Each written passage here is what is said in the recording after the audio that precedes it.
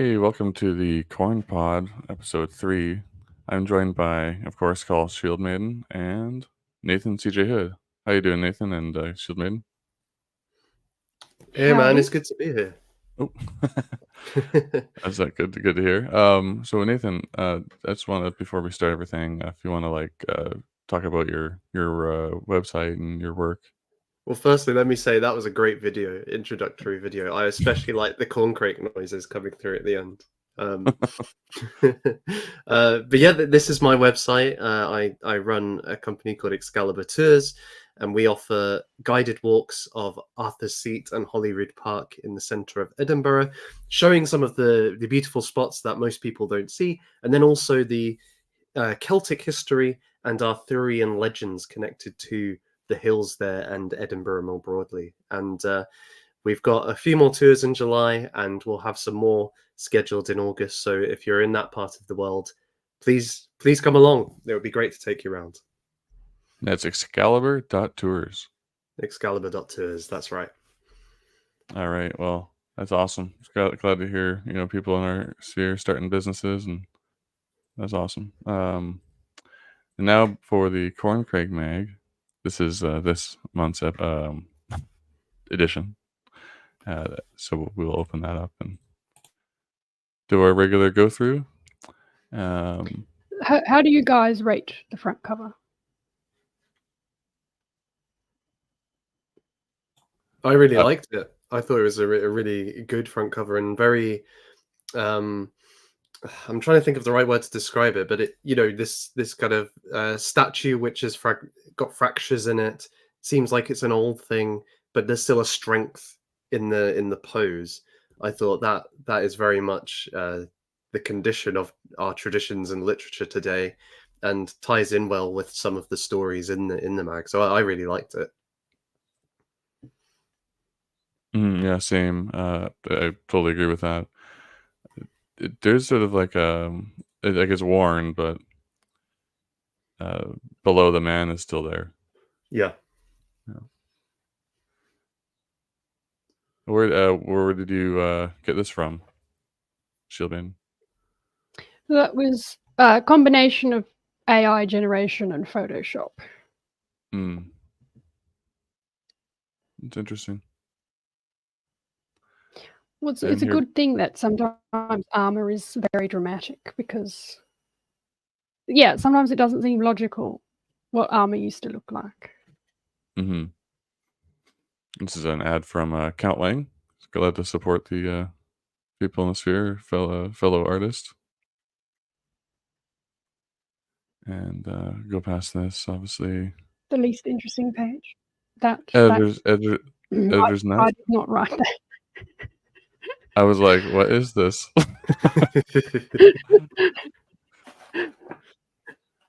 What do you think of that? This page? I mean, it's cool. I thought I was just like kind of like there's a lot of the word nut here has a lot of weird connotations. So I was like, maybe it's not like that there. I don't know. I was concerned about that. Yeah, I mean, it'd be worse if you were a dude, but I enjoyed it. Go ahead, Shield Maiden. No, I was just saying, like unreasonable armor. How does that squirrel get his little sword out? Is that like a knife he has? Is that his tiny little sword? Yeah. How does he reach? With his tail, of course. With his tail, his tail is armor. How can he do that? Maybe he gets his squire to get it for him. Oh, that's. Would he have to? Maybe he could use his teeth if he could bend to the side and. I don't know if he can, but yeah, his ears are exposed too, so that's dangerous. But I guess I enjoyed it because I wasn't expecting it, having read the other Paul Gray editorials. That they tend to be more proper, and then suddenly we have this new editor for this issue, and I guess this is a little spoiler for what's coming, I suppose. But there's quite a few squirrel themed stories in this issue, so perhaps the editors had a little influence on what's being included. Mhm. Little play with the mag. Yeah, it seems to be, it was a theme, I suppose, right? Look, it's even made a Redditor in chief. We did at Reddit. All right, so so this is T.R. Hudson's A Song for Roland. Yeah, so he actually runs a magazine called The Double Dealer. Oh yeah. That's right. And What- yeah, this is one that he wrote. What kind of stuff does the Double Dealer do? I've not checked out all of their magazines, so I'm not too familiar with it. I think they do sort of Americana. It's sort of like I think it's American. I mean, right? yeah, it is very American. Yeah. They're part of our like they're friends of the organization, I suppose. Hmm. So what can you, did you guys read the stories in this this edition? It's hard for me to like give a summary of this story because it made me so damn like mad.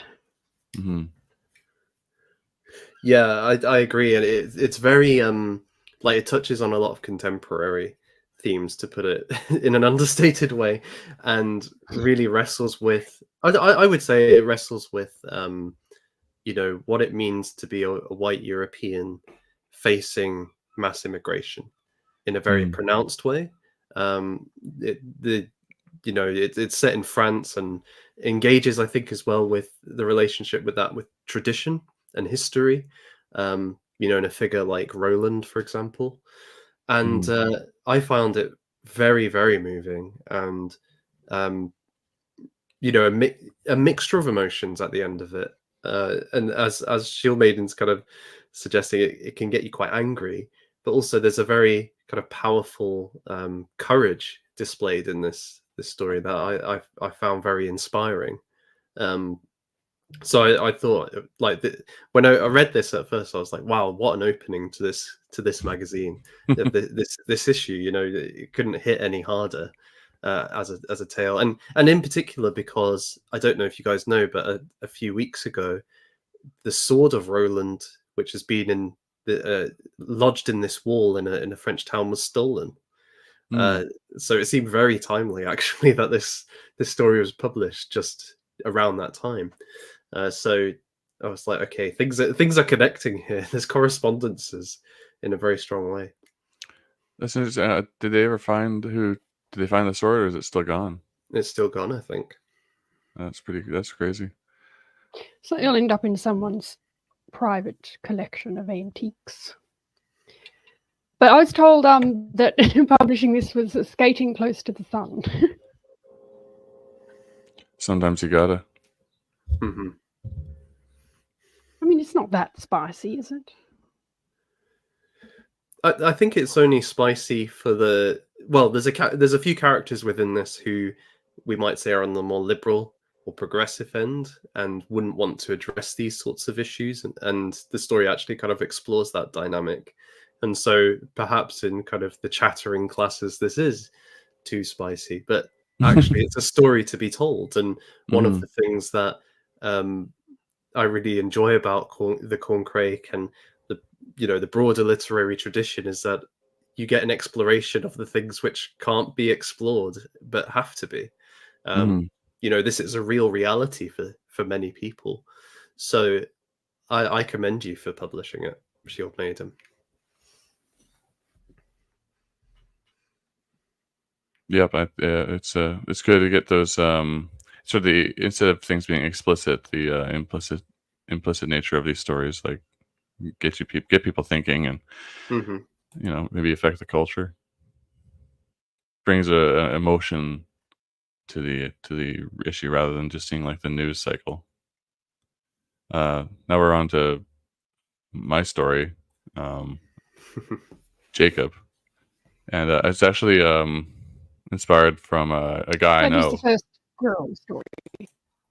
This is the first squirrel story. It doesn't look like it, but it is. This is art. Count Lang did this art, and the car in his I mentioned is a 1986 blue Toyota Camry hatchback, and that was the first car I ever had. Oh, Uh, okay. Yeah. and I was wondering why you picked that one. yeah, I kind of miss it. It only cost me like $600 or something back in the day.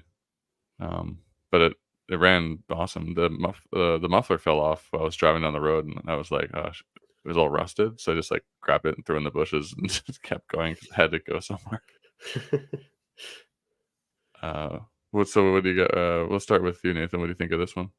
I really love this. It gave me No Country for Old Men vibes That's very what I was going strongly. for. Yeah, Yeah. I felt it, and I could picture it, going into the motel and so on. And but then the ending, it it was a great kind of I see. I'm trying not to spoil it for the audience, but because I really want them to read it. I think it was a great kind of finale, but there was still also that kind of, you left it open enough that there was a sort of certain absurdity, but not in a silly way.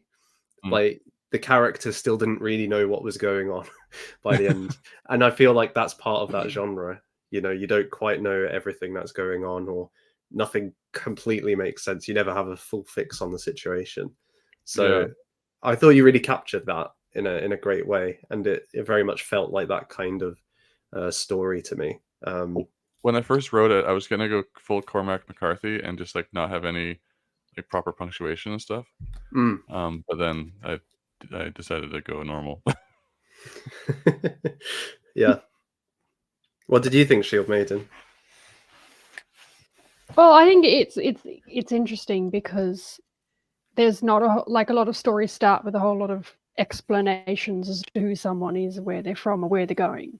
Mm. But I found it interesting because it's just the short scene, and that's all it is, and it's devoid of all of that stuff. But then it is still complete as a story. Yeah, I think that's a great point. It's that kind of episodic's the wrong word, but it's like a small story, but it's really important for the characters who are involved in it. But that's all that's needed. You don't need the before and after. It's just this kind of Yeah. moment, and then we go. The rest of life continues afterwards. So I think it was a really great reading experience. I put a couple like Easter eggs in it. Like, do you know what Funky Town is? No, I don't. Okay, I won't explain. If you Google it later, you'll know. For the audience, if you Google it later, it's really messed up. Like, really, really messed up. Anyways, let's move on. Okay, now we're on to Gaston Nerval. Is this a contributor? Yeah. So he's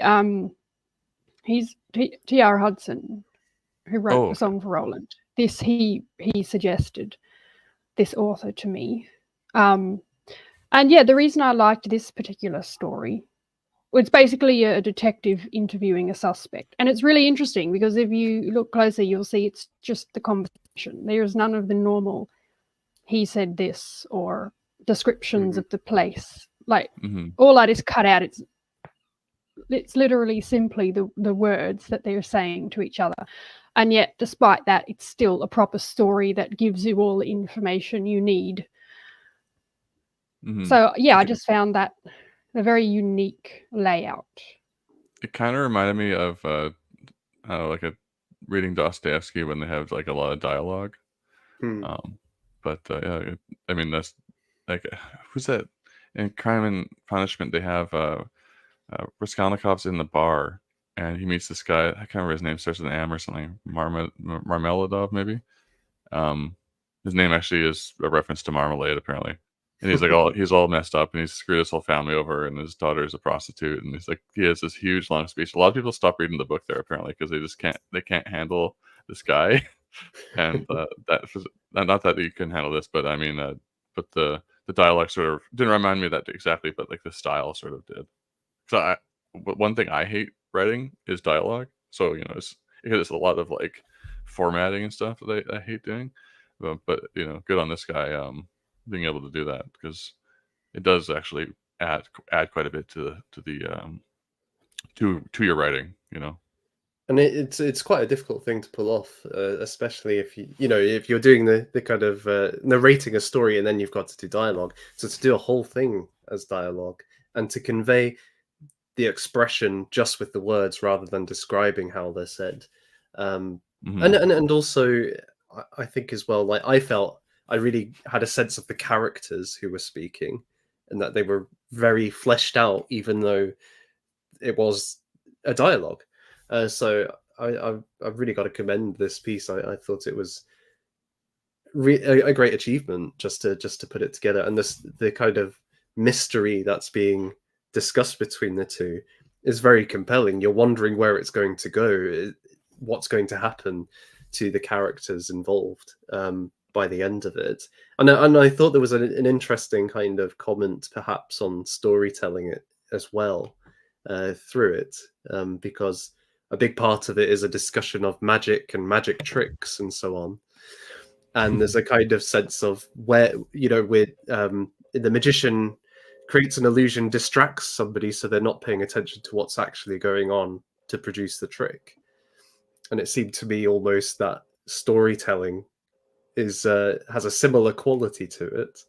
And the author was who's Gaston Nerville was kind of making a similar suggestion here with his own story.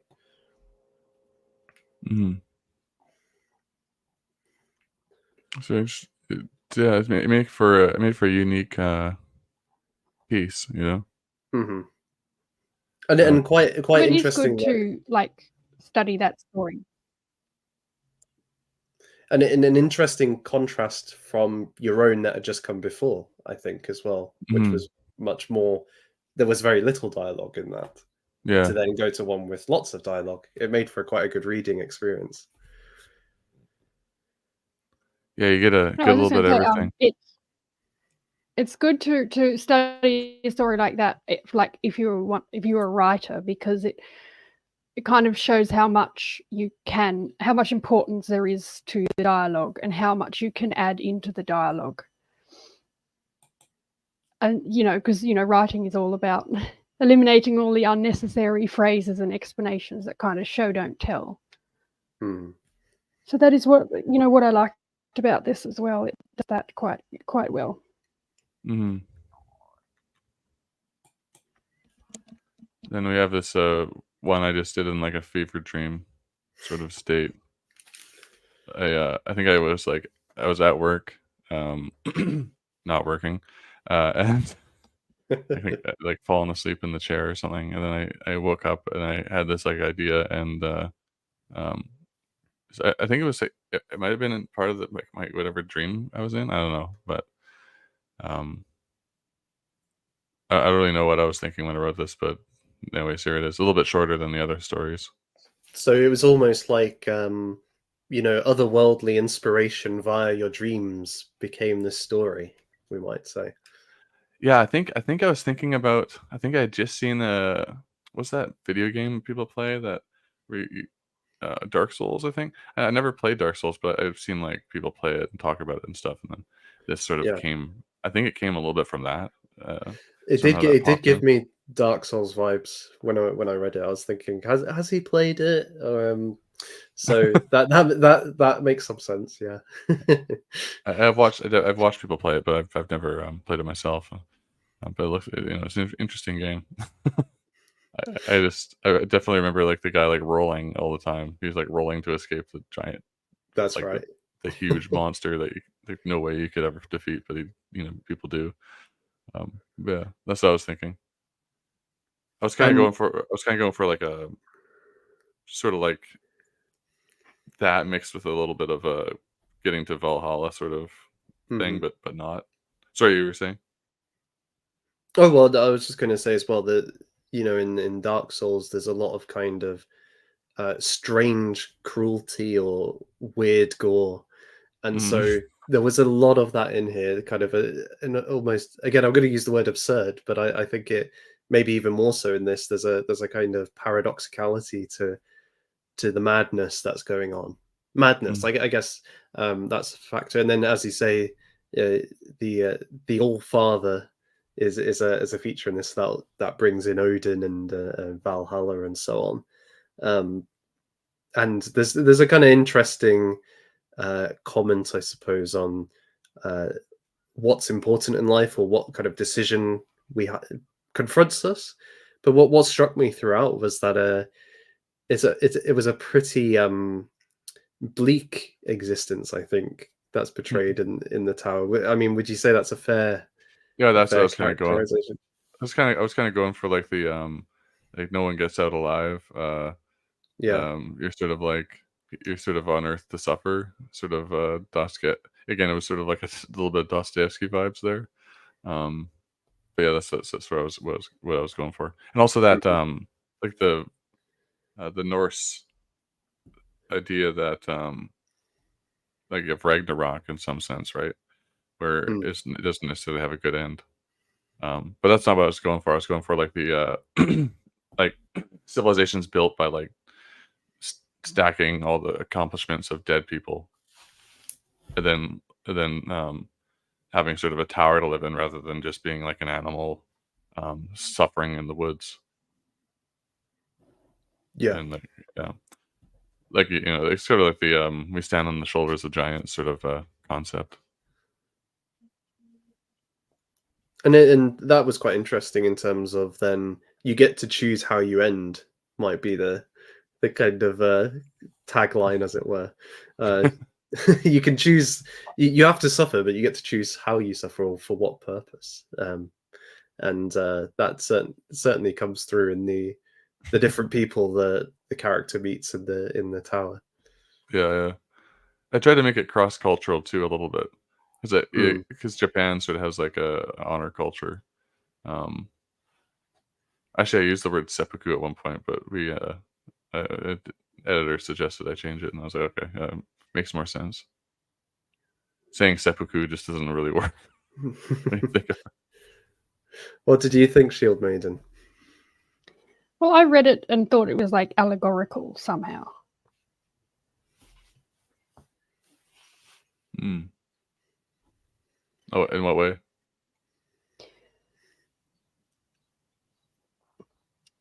Well, see, I'm not fully sure. He climbs his tower and you know going past the different, because he's going past dead people as well while he's climbing, people who have failed while he moves on. That's just the Yeah, impression I got. But people that fell for like little tricks and stuff, I guess. Yeah. yeah, No, that's true. so There's an allegorical element to it, like that's sort of like uh there's like a theme to how he's going through all this disgusting, like there's so many dead bodies that like crystals are forming from the blood, you know. yeah, like the Um, Pilgrim's Progress. I read that child's version of that as a kid, and it's like Mm. that's the same thing. He's going on his journey and he's succeeding where others have failed. yeah. Well, let's move on. Don't want to take too much time on that. The bullet of the Fated 10. This is the last part for this story, and this is the conclusion of what happens to the convicts and who gets chosen to escape, basically. Is this that's the Australian one, right? Yeah. Okay, yeah. What do you think of this one, Nathan? I must confess, this is the only piece I didn't read in this one because I haven't read the first Well, part, so I was saving it so I could read both together on an afternoon sometime. So you'll have to forgive my inability to comment on this one. oh, no worries. And Shield Maiden.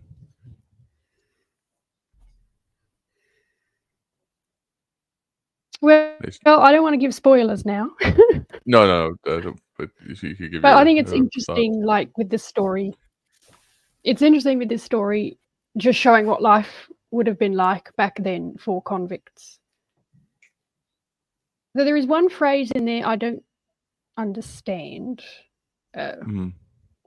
Like is there something like a black Norfolker? Like, I know there's a place that's around Norfolk Island, but and here in England there's a place called Black County as well, and that's the only thing I don't understand what it means. Like, Well, a black because it's Norfolk Island off of Australia. I know the yeah, but Pitcairn then Islands obviously or there's something. convicts, so they could have come from England. I don't think true. regular Australians were grabbed and made into convicts. They were all deported, weren't they? Yeah, I don't think so. Everyone in the story, minus the children, would be of English origin.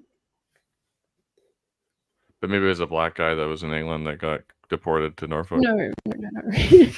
None of that. Just make it as complicated as possible.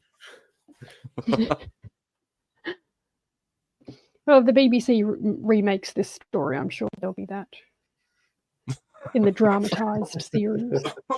Oh man, it's so true. I hope you never sell out the corn crake for that. No matter how much money the BBC offer you, don't do it. That story is for free online, so they could if they wanted to. All right, this is Sam at Sam Wild Art, featured artist. Yes. So I know he's here in England, and he is associated with all the artists, the known artists. I don't know if his work was. I think I asked him. I don't remember what he replied, but his work either was or wasn't exhibited at the exhibition last year. It was there. Yeah. Oh, okay. Yeah. Yeah, and I mean, Sam, as this interview kind of suggests, he's very interested in mythology, and I would say he sees himself as not kind of left wing, right wing, or so on, but interested in human life in general, the universal, the fundamentals that myths kind of convey to us. And so he mentions in here that he's working on a painting to do with Prometheus, and I think that story in particular, along with others such as Milton's Paradise Lost, just has a kind of captured his imagination. There's something he's just drawn to. I think this is one of his Prometheus drawings. Actually, you've got up now, and you can see that he's the kind of style that he's got. It's not just a kind of pre-Raphaelite thing or symbolist, although it's drawing on that. I think there's certain modernist aspects to his work, perhaps these kind of very vertical lines and so on. You might compare it in some ways to the sculptures done by Fen de Villiers, if you've come across those. I could definitely see some kind of connection here in the style as well. So yeah, he's quite an interesting. Have the same energy. Yeah, the same energy, and of course Fenn did his own Prometheus. So this seems to be like an archetype which several artists are exploring in a very similar in a way. I think they would Fenn would call him is inspired by the Vitalists, and I think that's definitely had an impact on Sam in this painting in particular. Yeah, I mean, they're artists get to the places first, right? And Prometheus seems like an apt spot to begin. Well, very much so, because if you think it's like, in a way, breaking through the world as we know it and bringing in a new life, the fire, to kind of bring something with dynamism and energy, which seems to be lacking in our societies today, a kind of vital soul. And you're so right; they're trying to convey that in their art, and that's probably why Prometheus is such a draw, such a topic to draw people to. You know, it kind of reminds me of like if it really feels like there's like this thick pane of ice that's like above us, and like we're stuck in like 2010, and we got to like somehow pierce that ice, or melt it in order to get past 2010 or wherever else you want to draw the line. Yeah, and I think art. Yeah, I think art's the way through. For when I first started getting involved in things, I thought the way to get through was very long, boring political arguments and appeals to logic. And now I'm like, no, it's art and writing and implicit. I would say implicity, but that's not the right word. Implicitly. Implicit implicitness, yeah, Yeah. yeah, whatever the word is. Well, even like, so these stories, for example, I think have a similar power. And I was quite struck, one of yours comes from a dream, and in a sense, dreams are beyond our rational controls. They're below our preconceptions, and thus of the kind of political order we have today. They burst through it. So I think it's not just visual works.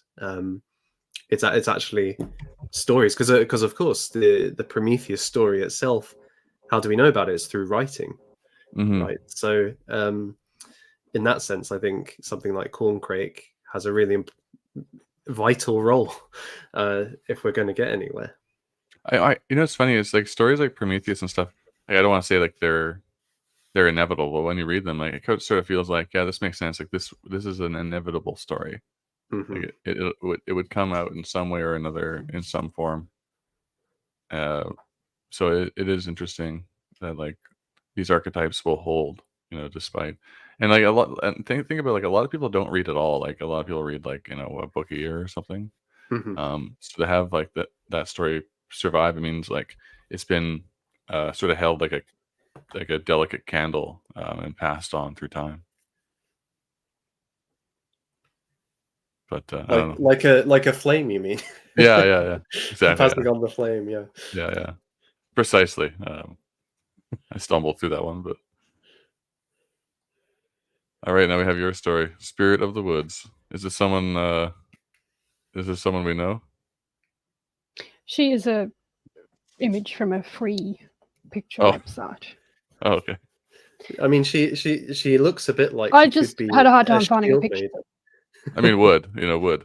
Anyways, She, she doesn't wear any armor though. Mm. yeah. That was my squirrel story, so it involves a squirrel. Why did you set it in the Celtic Roman times? I actually rode to that town on my bicycle, drenched in the rain. It was the first time I saw the Thames as well. Now, I Mm. didn't know the Thames. It starts in that area. Well, not in Lechlade, further up, but so I just wanted to write a story about that mentions that town, and I did some googling on the origins of it because it is a really nice little, very very cute place. And when I was looking into the origins of it, it kind of took me back to that time frame, and so it was more an evolution rather than a specific decision. I did notice that the squirrel mentioned was red. Um, okay. Do you want to Just go into making that? sure people know. Oh, okay. Well, obviously there was no grey squirrels around back then, so that is Yes, a yes. thing. And I just think with squirrels, pointing out colour, like why not? Yeah. No, it makes sense. I figured it was something to do with that because we also have this problem. We have black squirrels here, but they've been slowly marginalized by these like gray squirrels that are like sort of like rats. Why do When grey squirrels they're just mean? They kill They're, everything. they're from Asia, I think. The Chinese brought them here as like a pet, and then they were told they couldn't have them, so they just like let them go. when it seemed to me it was quite appropriate because of the in this story, like the Roland story, and I would also say Jacob, there is an element of the native, the European or white American or whatever, being attacked by the foreign. And so the red squirrel is very much associated with rural England. So in some ways, it's like the land has risen up to repel the invader. So I think there's a kind of interesting dynamic there, and so having a red squirrel is quite important in conveying that. Mm-hmm. Everyone likes Romans, but I have them as the bad guys.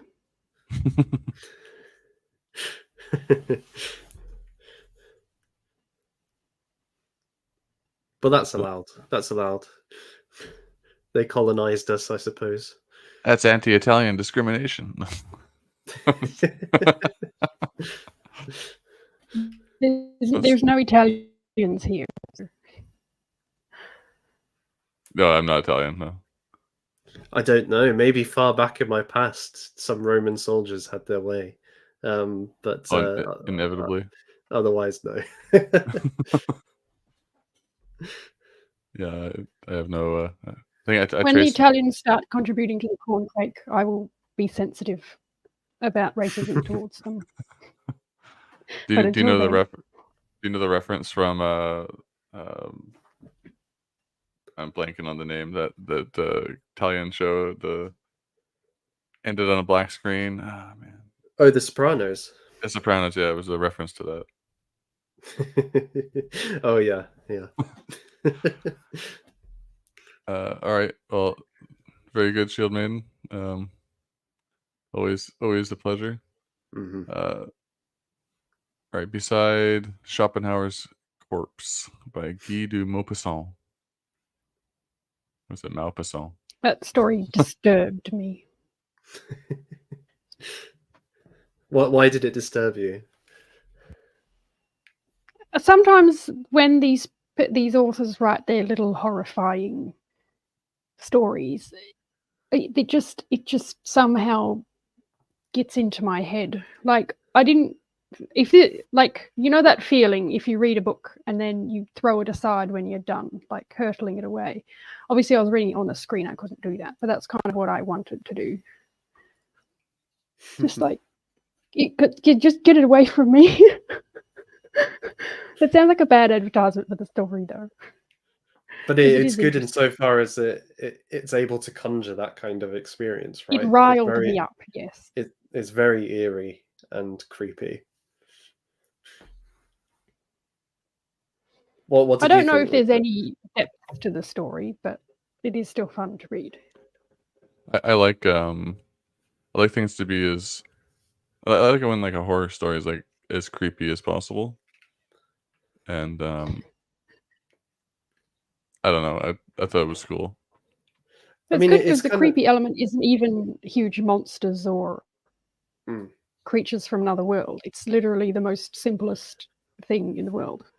Like I like the Hannibal Lecter movies because they're sort of like they're not like there's obviously like, you know, I'm not really into gore or anything, but like just like the thought, the psychological thought of like having your head cut open and then eating your own brain is like so effed up that, like, you know, so that sort of thing, you know. I can handle it. I've seen Funky Town. Okay, I'm gonna have to go and Google that now. Don't do it. Don't do it. It'll change you. I think one thing that I wanted to note as well. I won't go to detail, but I do think there is some interesting commentary here on Schopenhauer's philosophy for those who know it, and the authors may be making a bit of a dig at the disciples of Schopenhauer who, if they actually were Schopenhauerian, wouldn't be so attached to Schopenhauer himself.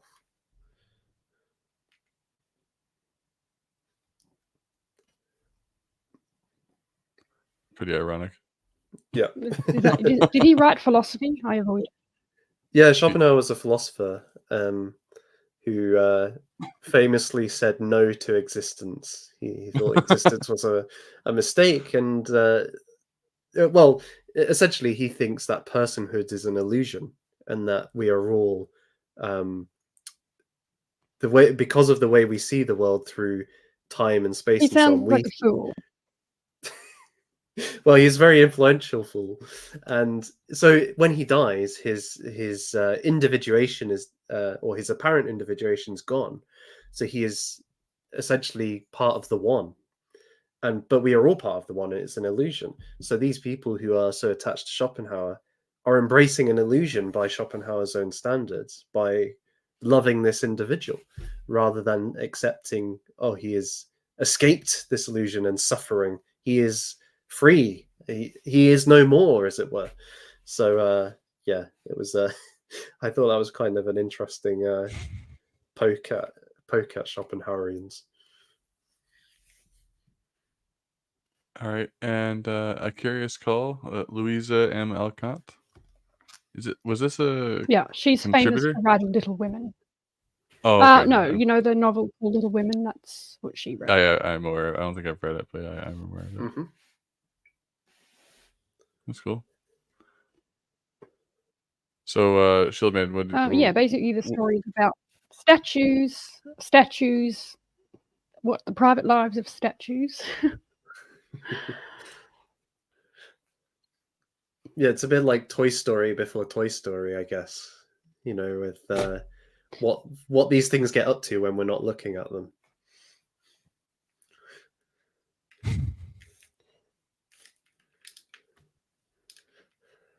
Yeah, that's interesting.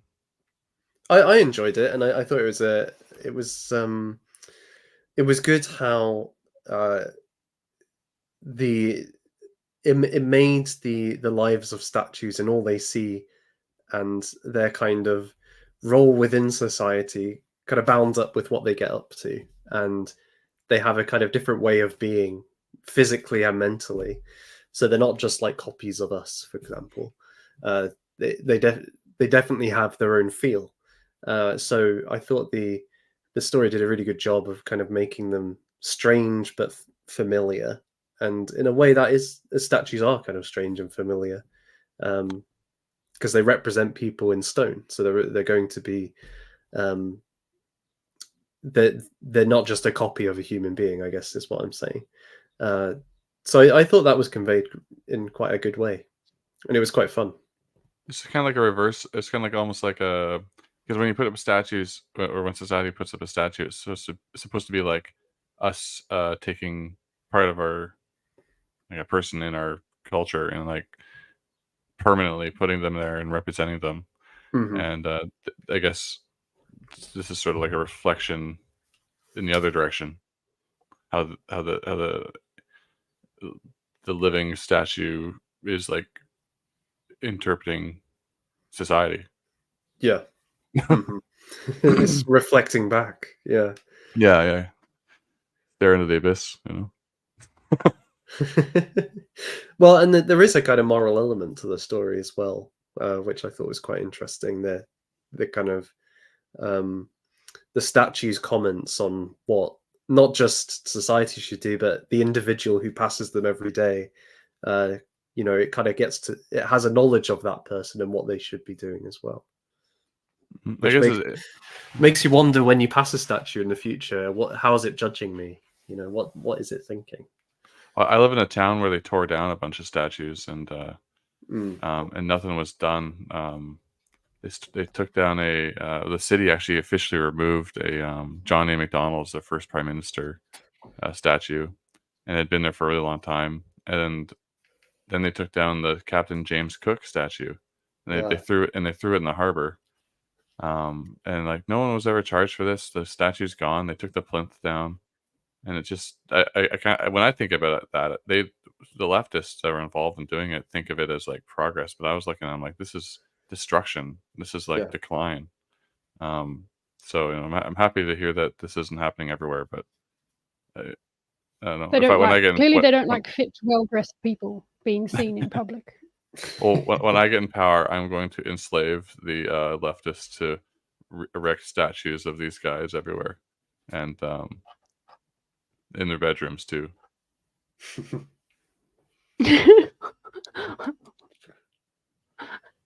Then they can watch where the magic happens. This is the last squirrel story. It's the end of the trilogy. Beneath the oak, oak tree. I saw this in preview, actually. I remember now. All right. Okay. So, what do you think of this, Nathan? I loved it. It was very haunting, and again, a very kind of disturbing story, with a somewhat tragic end as well. But I did really like it, and I thought one thing I liked about it is that uh, it placed the idea that, you know, we think of our homes as somewhere we could control, and that we can keep it ordered and nice and safe. But actually, if you cut down the wrong tree, or you do the wrong thing to nature, actually those sorts of places can be broken open, and all our preconceptions are gone. So I thought that was a really good kind of narrative, exploring the fact that evil can lurk even within the home, or in the garden, as it were. So yeah, I love this story. I agree with What all of about that, and also red squirrel supremacy. Red squirrel supremacy? Exactly. I'm also in favor of red squirrel supremacy for you guys. I have to do black power squirrel here, but you know, one struggle. You know, against the dreaded gray squirrel. What do you guys have? Gray squirrels, right? There's the they're the baddies over there. Yeah. Okay, Mhm. yeah, same. Yeah. Oh, it's funny how they're the baddies everywhere. You know. Who would have thought? Yeah. And this is your. Is this the final So chapter? this is. I am trying to make. I'm. No. Okay, I can't remember. You No, told no, me no. that. There's more to come. Okay. At the end of this year is when Dagor is going away. But I'm trying to make him grow up faster so he can do more interesting things.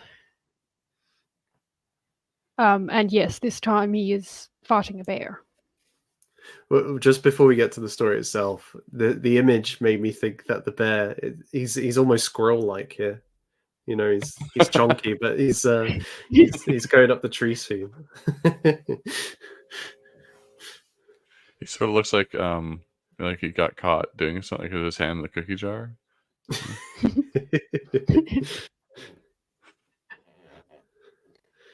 So, what do you think of the? Have you read the other ones, Nathan?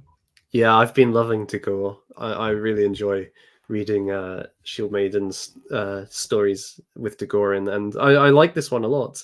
I was quite intrigued by the threat of the bear and his conniving tricks to work his plans, and yeah, I was kind of on suspense. I thought the setting of the stage, and especially at night time when the town is quiet, it was really atmospheric, and came across in a like I was fully there in my mind. So yeah, I thought it was a really good installment of the Dagor story. And Shield Maiden, how did you get into writing these? Are these like a recent phenomenon? I can't remember if you told me if it was like a recent project, or it's been around for a while and you just decided to use it as part of this. Yeah, I wrote a novel a few years ago. And then I wanted to write short stories because they're a lot less investment, but they all wanted to be from the same universe. So I just chose one of the characters from the novel and I started writing these stories. And That's yeah, cool. I mean, they've been sitting around for a few years. Now they've been put to use, which is good. But speaking of conniving bears, that's actually a thing that because obviously, I mean, when I was a kid, I was in Canada for some time. And obviously there's bears over there. Bears are a normal thing to talk about in Canada. So that's literally a story I heard, that bears had done what I had the bear in here do, like feeding the dogs to shut them up. Like literally that's a thing a bear has actually done. Where in Canada were you visiting? Manitoba. Oh, Manitoba. There's bears there? I don't think there's a lot and stuff. No, it's just like when you're from Australia and here in England, bears are not part of life. Oh, okay. But they are in Canada. Like, it must be swamp bears or something. Swamp bears? It's drop bears. Swamp. Because Manitoba is like really known for being like a like really swampy. Oh, this is Mozzies. Mozzies, always at Mozzies, because it's between those lakes. I don't know what the bear population is. There's probably the occasional one roaming around, but I was in rural Manitoba, so everyone is hunters, or they're passionate about shooting things. So I've actually ate some bear stew as well. How's it It taste? didn't taste exotic. It depends which bear you get. There's like bears that eat lots of like fruit, and salmon, and it'll be like really like dark and rich. But if you have like swamp bears, I guess it might be a little different. It really depends on their diet. They have blueberry bears here in like the West Coast. Yeah. They eat lots of blueberries, and then their insides are like blue.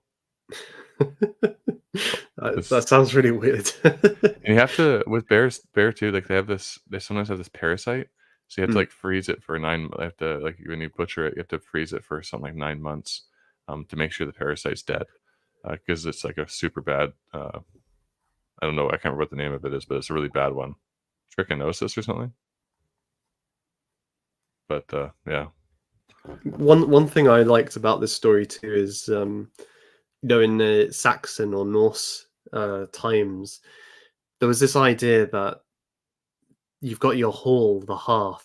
This is a safe and warm place, and outside is a wilderness filled with monsters and creatures who, man-eating trolls and so on, right? And so there's this kind of dualism, this divide of the frontier, the safe haven of the hall, and the wilds outside. But the monsters are always trying to break in. You were mentioning Ragnarok, and that's kind of this on a grand scale, the monsters destroying Valhalla and so on. And so part of me, when I was reading this, it tapped into that, because a bear coming into camp during the night is a monster from the outside breaking in.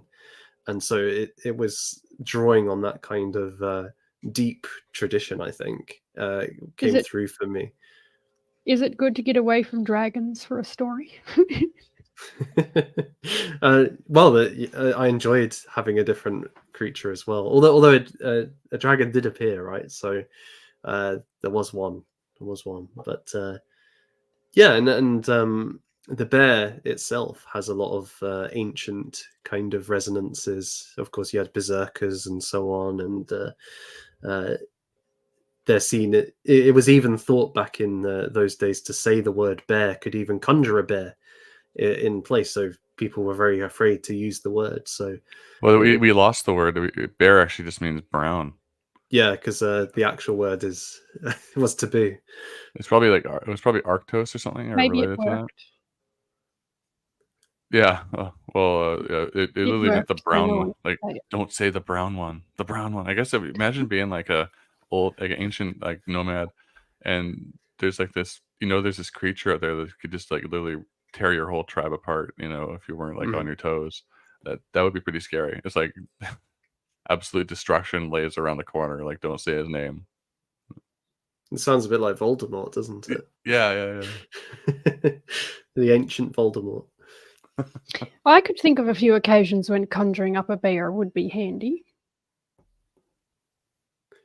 Well, if that happens at the Witten in a couple of months, I'll know you've said the name Shield Maiden. I wouldn't need to conjure up a bear there. But it'd be cool, like if you did like a druidic curse and became a bear for like a, like didn't kill anybody, but just for like Mr. Barrington, or Sir Barrington. Do You mean know like about that? just to show off my powers? Yeah. Conjure up a bear and then quickly get rid of it. And make him turn into a squirrel. And then, oh, I know what I would do. I would make the men at the Witten prove themselves by killing the bear, and I could just keep conjuring up a new bear so each man can have a go at it. Population 0 at the end. Come on, you think you can't? Can people not fight bears? If you have a sword, maybe. If you don't have any arms, you are dead. You are just dead. It depends what kind you of could have bear, whatever weapon you want. Oh, you can have whatever okay. weapon you want. 50 Are we cal. fighting 50 cal? Yeah. Are we fighting black bears or grizzly bears here? Or polar bears? Probably. I'll start off with black bears because grizzly ones are probably too savage. Grizzly thing is, grizzlies are like if they want to kill you, you're basically done. So yeah, if you ever come across a grizzly, playing dead's your best option because if you're gonna kill you, they're gonna kill you. But if you play dead, they might think they bury you and then come back later. Then you get up and run away.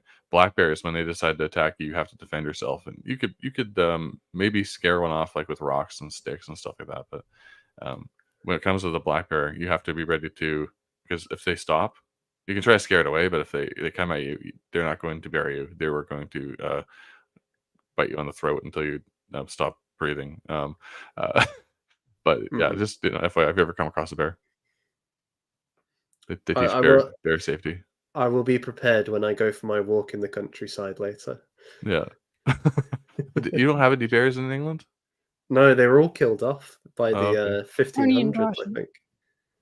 Wow. That's crazy. Yeah, they did used to exist. Best weapon against a bear is a big long spear if you don't have a gun. I'll need to buy one of those then for my walk. Just in case. Do you got a license for that? yeah. These days you need a license. Get a broom handle, and tape a kitchen knife to the end of it. You don't need to be fancy. It sounds a bit like Dad's army, doesn't it? Yeah. If it works, it doesn't need to be fancy. That'd be pretty cool. There's like guys at the Witten just like improvising weapons to survive. This sounds like the beginning of a good horror story. just some, like, I guess you could say a witch druid just like conjuring bears and slaughtering men, and like, none of you are strong enough. The men only get slaughtered if they don't know how to fight. Yeah. If I send a tiny black bear in your direction, I will be forming moral judgments based on what you do next. Squirrel sized? I think when they're down on all fours, they're not even taller than the average person, right? Oh, a bear? Like a black bear. I heard some of them can get that small. They're like 700 pounds. They're pure muscle. Matter. Rip your arms out of your sockets and eat your face.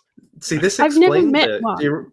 Do you remember there was that poll and all these women were saying we'd rather be in the woods with a bear than with a man? Like men are more dangerous than bears. This explains it. I understand now why women think this way. They think it's Winnie the Pooh. If we're gonna share his they have cute ears. Like, why would you not want to pet the cute ears of a bear? They're like a big dog, basically, right? Exactly. Yeah. Let's play fetch with my arm that you ripped off. Not if you have your kitchen knives. If you threw kitchen knives at the bear at a distance. If you have one kitchen knife, a bear has like 16, and they're like built into their arms and their mouths. Yeah. Yeah, it's just okay. I'll send a black bear with its mouth taped shut. Thank you, much appreciated. I'll be in training for the month of August. Do I get like? We just rip my guts out. Really frustrating for him. He would be able to kill me, but not eat me. Okay, so let's move on. I don't want to keep Nathan past his stop time, but so we have this poem. Yes, it's in support of it is anti-voting. Oh, in good. Support of the monarchy. I don't think it mentions voting, but it's not in favor of the Commonwealth and things like. It's just it has old-fashioned language, so it may not be the easiest to read for some people, but I thought it was interesting. I like the last word at the end. Howl? Yeah. I don't know. Is that how this dude completed his poetry? And I like that. Because it probably means goodbye or something. But I'm just thinking about something howling. I think it might be like how well. Like the end. But it was a good poem, and I thought that it gave a good kind of treatment of uh, in many ways drawing on ancient arguments from Plato and so on about the nature of society, and if you have one person directing a group, it's much more usually efficient and organized than if you have everybody in the group trying to decide what to do, and so on. But those were the kind of general sentiments, but in much more beautiful language than I've just expressed it. And yeah, as you say, Shield Maiden, it's in quite antiquated language, so it felt like it could have been written around the time of Milton or someone like that. Kind of grand, lofty conceptions of society and how poetry can speak to that. Is that is it iambic pentameter? It's been so long since I couldn't say, to be honest. It's not my strong suit. Oh, okay. I used to know. I used to know, like, really, you could tell right away, but now I have no idea. It English doesn't make you wonder, literature. though, if they pronounce things differently, so the poem might rhyme in a way, Mhm. but we might be pronouncing the word wrong. Well, Like for when one this and was throne. written. So one and throne there in Yeah. stanza 11. Yeah. Oh, definitely. I think that's people have studied that with Shakespeare, and they've said, I don't know how they work this out, but they said it's probably would have been said in what today is like a West Country accent. So it would Can you do sound a lot. accents? What does that sound like? I'm not going to do the accent, but it's like Devon and Cornish. It's if you've ever heard of the Wurzels, they sang in a West Country accent. They sang a song about a combine harvester.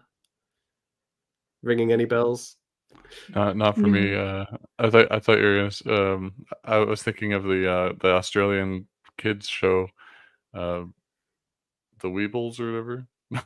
That's what came to my mind, but Oh no, no. it's because I have 3 kids, so. Kind of like farmers, farming Mm. accents, that kind of thing. So what would you say your accent is, Nathan? Like, I'm not really like Pat. I don't Oh, know the difference. so I would say generally it's a kind of nondescript Middle English, Mm. um, kind of a mixture of.